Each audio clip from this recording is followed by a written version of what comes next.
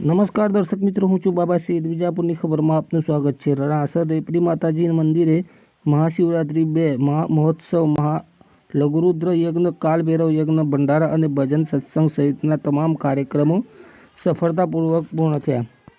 સમાચાર વિગતવાર જાણીએ તો મહેસાણા જિલ્લાના વિજાપુર તાલુકાના રણાસર ગામમાં આવેલ રેપડી માતા મંદિર ખાતે મહાશિવરાત્રિના પર્વ દરમિયાન શિવ ગોરખ અઘોર અખાડા દ્વારા આયોજિત મહાશિવરાત્રિ 2 મહોત્સવ તથા લઘુરુદ્ર યજ્ઞ હવે સમાપ્ત થઈ ગયો છે. આ 3 દિવસીય ભવ્ય કાર્યક્રમમાં હજારો ભક્તો, સાધુ સંતો અને શ્રદ્ધાળુઓ ઉમટ્યા હતા, જેના કારણે ગોરખ ધુણા ખાતે પ્રભુનાથજી ગિરનારી બાપાની સમાધિ પાસે ભક્તિમય અને ઉત્સાહભર્યું વાતાવરણ સર્જાયું હતું.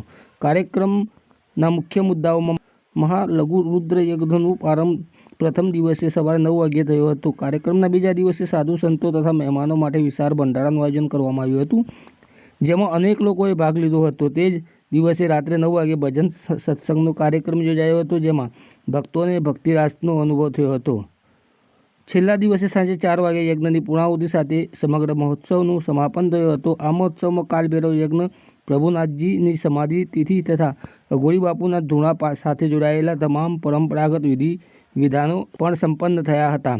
આયોજનમાં અઘોરી યોગી સાગરનાથ બાપુએ અધ્યક્ષ પ્રમુખ તરીકે, સાવરિયા શેઠ સંરક્ષક તરીકે અને એડવોકેટ હાર્દિક પટેલ હીરાનાથ ઉપાધ્યક્ષ તરીકે મુખ્ય જવાબદારી નિભાવી હતી. યોગી બાબા સાગરનાથજી તથા માતા નિર્મલનાથજીના માર્ગદર્શન હેઠળ આયોજિત આ કાર્યક્રમ સુરક્ષિત, શાંતિપૂર્ણ અને વ્યવસ્થિત રીતે પૂર્ણ થયો હોવાનું આયોજકો દ્વારા જણાવવામાં આવ્યું હતું.